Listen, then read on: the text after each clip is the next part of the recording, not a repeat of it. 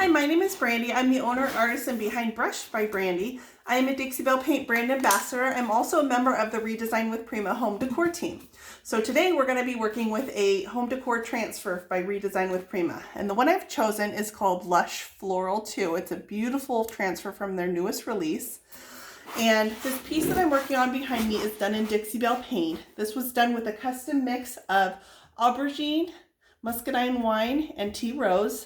And then I've added a little bit of midnight sky just for shading down on the bottom.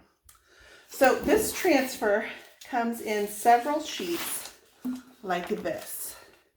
And I'm choosing to cut apart my floral and make this custom taper design that tapers down the edge and brings in some extra color details to this piece that's done in plum colors. So I'm going to work on this side over here, and I'm going to go ahead and bring you in closer. And we're going to add a little transfer detail to accentuate this side of my furniture piece.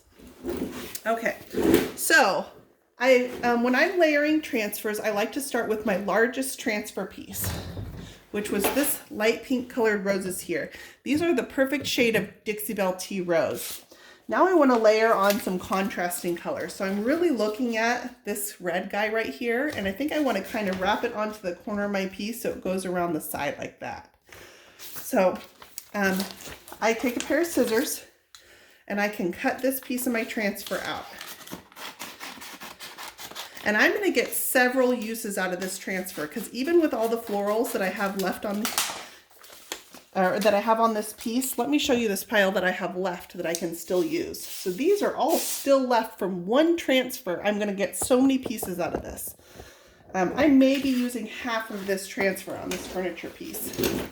So now I'm going to take the transfer tool that comes in the package with your Redesign with Prima transfer. It looks like this. It's a little wooden stick. You can also choose to pick up the Redesign with Prima transfer tool, which is a plastic version that you can use over and over again. And then I'm going to kind of dry fit this. I know I want it layered. I kind of want these greens to pull over into the front of my piece, but I want it to taper as I go up. So I don't want it to stick out any further than this one below it. I actually want it to kind of recess in a little bit. So I'm thinking kind of here is where I want it. So once I dry fit it, the transfer comes in two pieces. It's got a white backing sheet and then the clear transfer sheet. And this is what my transfer is attached to. So whatever I put this on, it's going to stick to, including itself. So you want to be really careful once you separate your white backing sheet and your clear transfer sheet. And now I can take this and I can repeat that location I decided on my furniture piece. And I'm going to go right here. Okay. Now you'll notice on this that I'm going to go over some curvature, some moldings that my furniture piece has.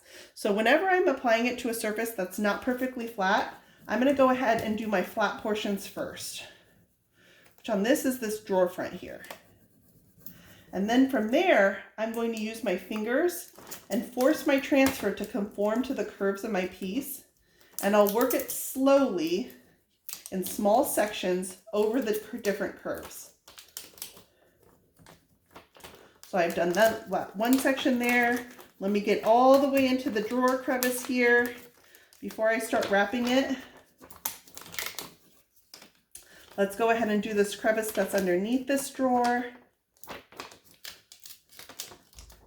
The whole time I'm pressing it in to conform to the curvature of my furniture piece.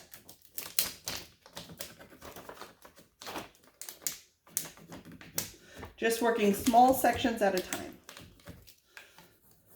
Make sure all this leaf is attached and all the little fingers of the leaf go onto this molding here. Now it should only take about a single pass with my transfer tool, and this should be roughly attached. So I can come in here, and if I want to see how well it's attached, I can start peeling this back and I can see that my transfer is attaching onto my furniture piece.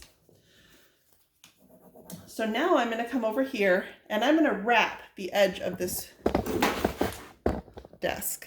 So we're going to go make sure I get it all into the crevice, and then I can come here and start wrapping the edge.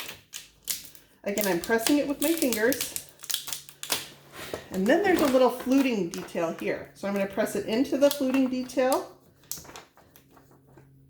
I'm just going in sequence. I'm working small areas at a time to get it into the curves of my piece. And now that it's in that fluting detail, I can come wrap the edge of wrap this corner here.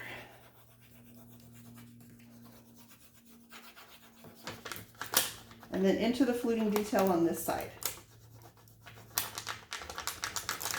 Okay, and right away, now that I'm all into this fluting detail on this side, my transfer backing is going to start lifting. This is that clear backing sheet. And I will peel this away ever so slowly, looking for places that still might need to be worked with my transfer tool a little bit.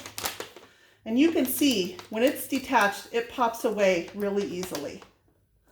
So I'm looking for areas that aren't popping away quite as easily. That means they just need another pass with my transfer tool.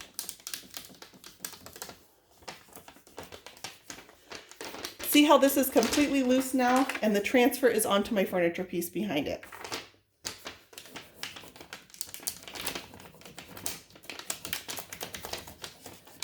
These leaves have a lot of small little fingers, so I just want to make sure those extra details are transferred.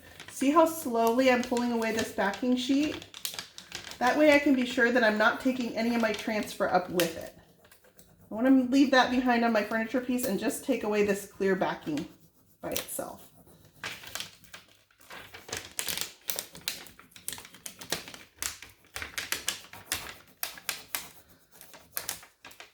There's a little part that didn't go, and it looks like all the rest. Oh, I should be able to peel this off. And my clear backing sheet has come off with no transfer attached to it. It's beautifully attached to my furniture piece. So from here, I'm going to go over it with my fingers, and I just run my fingers along all the edges to make sure they're attached. This also helps to diminish that halo that is around the transfer. Part of this is layered on top of the transfer below it. You can layer the Redesign with Prima transfers and create some really custom looks. Making sure I get up onto all the edges. Now, if you have some of the really detailed transfers, this can take a little bit of time, but you want to make sure that you take the time in attaching your transfer to get the best application possible. So I'm pushing it into all my crevices, making sure there are no air bubbles trapped underneath that transfer. Air bubbles are what can cause lifting in your transfer. Now I have fingernails, so I will take my fingernail and I will just score the transfer along this edge of the drawer. It's so delicate that all it takes is me running my fingernail over it, and now the drawer is separated from the side. Same thing with underneath my drawer. A X-Acto knife or a razor blade also works great for this, but I'm just using my fingernail because I've got them. When they're all broken off, I take a razor blade to these and just separate the edges of my drawer. You can also choose to cut it apart before you attach it to your furniture piece. If you like, you could cut a piece for this drawer and then cut a piece for this molding here and then cut a piece for this corner. However makes it easier for you. You're not going to damage it by cutting your transfer apart before you attach it. Okay, so that's beautiful. Now I'm going to continue to wrap a couple other details onto this corner here, I think, and maybe go down a little bit further. And that's going to be a really custom look for this transfer. So I think I'm going to go ahead and do one of these guys here, which is kind of the whites and purples together. I will layer it and wrap that guy onto the corner.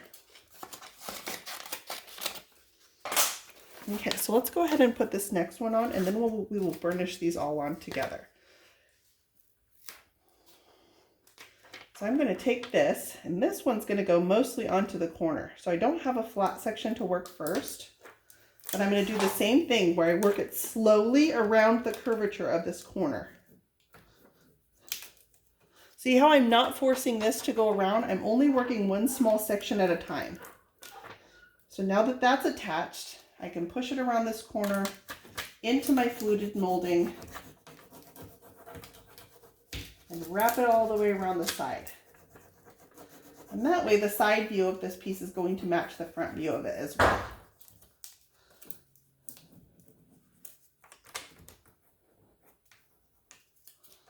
All right, that one went on pretty easily. It had less surfaces to go around, even though the one I did was a curve. It still was less surfaces than this one up here. This one we had the drawer front plus 2 moldings plus this side. The more curvature that your piece has, the longer the transfer process can take. And then same thing, I'm going to rub over all this with my fingers, especially in that fluted detail. Make sure it's all attached in there. Rub out any air bubbles that are in my piece. Now, once I feel like I've got a really good transfer placement, I will take my Dixie Belle finishing pad, which looks like this here. And I cut these into, this is 1/4 of it. So I cut these into smaller pieces and I will rub it over the top of my transfer surface.